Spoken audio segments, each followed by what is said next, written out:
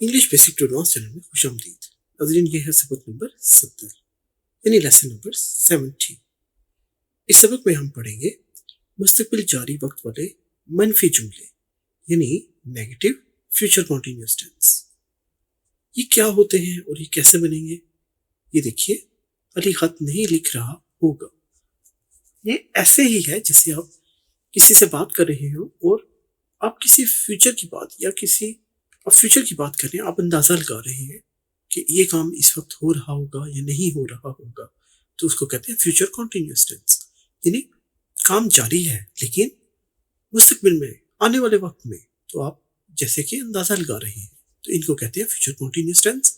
और हम पढ़ने जा रहे हैं कि उसका नेगेटिव कैसे बनेगा, यानी उसका मनफी जुमला कैसे बनेगा। तो चलिए शुरू करते हैं आज का सबक। Negative future continuous tense. मनफी फ्यूचर कॉन्टिन्यूअस टेंस, इसका फॉर्मूला है, इसमें सब्जेक्ट होगा और विल या शैल लगेगा और उसके बाद नॉट बी का इजाफा किया जाएगा और फिर वैसे ही वर्ब की पहली फॉर्म और उसके साथ आईएनजी का इजाफा और फिर ऑब्जेक्ट। तो चलिए इसको कुछ मिसालों से समझ लेते हैं। पहली मिसाल है, अली खत नहीं लिख रहा होगा।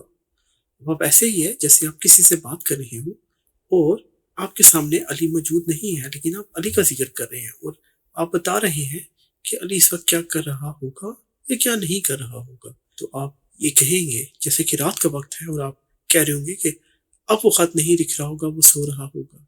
तो इस तरह से ये जुमला आपको जरूरत पड़ता है इंग्लिश बनाने के लिए भी। तो अली खत नहीं लिख रहा होगा, तो हम कहेंगे अली, जो सब्जेक्ट है, अली के साथ विल लगेगा और वी और आई के साथ शल का उमूमन इजाफा किया जाता है। विल जो सा है उनकी तमाम सब्जेक्ट के साथ विल लग जाता है। तो अली विल नॉट बी, देखिए नॉट बी फॉर्मूले से। और राइट है लिखने की इंग्लिश, वर्ब है उसके साथ आईएनजी का इजाफा। Ali will not be writing, और क्या ऑब्जेक्ट है लेटर। तो Ali will not be writing a letter, Ali खत नहीं लिख रहा होगा। तो अली खत नहीं लिख रहा होगा, Ali will not be writing a letter. अगर ये होता अली खत लिख रहा होगा तो हम कहते Ali will be writing a letter, Ali खत लिख रहा होगा। अब नहीं के लिए सिर्फ नॉट का इजाफा किया है, Ali will not be writing a letter. अब ये नॉट विल के बाद ही लगेगा, विल से पहले नहीं लगाना। दूसरी मिसाल देख लेते हैं, हम क्रिकेट नहीं खेल रहे होंगे। देखिए वही इसके साथ शैल लगता है, जैसा कि आपको पहले बताया था। वी शैल नॉट बी, देखिए नॉट बी फॉर्मूले का। प्ले है खेलने की इंग्लिश, उसके साथ आईएनजी का इजाफा प्लेइंग। तो we shall not be playing, हम नहीं खेल रहे होंगे क्या चीज, क्रिकेट, जो है ऑब्जेक्ट। तो देखिए प्ले के साथ जो वर्ब है आईएनजी का इजाफा प्लेइंग और वैसे ही नॉट बी फॉर्मूले का और शैल फॉर्मूले का और subject we shall not be playing cricket. फिर देखिए we shall not be playing cricket. तो आसानी से आपको ये भी टेंस समझा दिया। चलिए एक और मिसाल देख लेते हैं। मैं एक सेब नहीं खा रहा हूँगा। तो यहाँ पर आई सब्जेक्ट है, आई के साथ शैल इस्तेमाल होगा।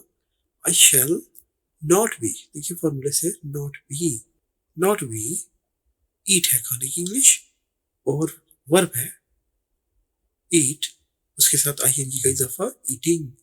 आई shall not be eating an Apple, Apple क्या है, ऑब्जेक्ट है। मैं एक सेब नहीं खा रहा हूँगा। अगर ये होता मैं एक सेब खा रहा हूँगा तो हम कहते I shall be eating an Apple.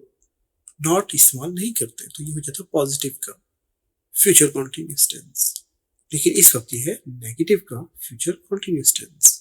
I shall not be eating an apple, मैं एक सेब नहीं खा रहा हूँगा। तो इस तरह से हमने नेगेटिव का फ्यूचर कॉन्टिन्यूअस टेंस भी पढ़ लिया है। उम्मीद है आपको ऐसे जुमले बनाना भी समझ में आ गए होंगे और आप प्रैक्टिस के साथ बना सक रहे होंगे।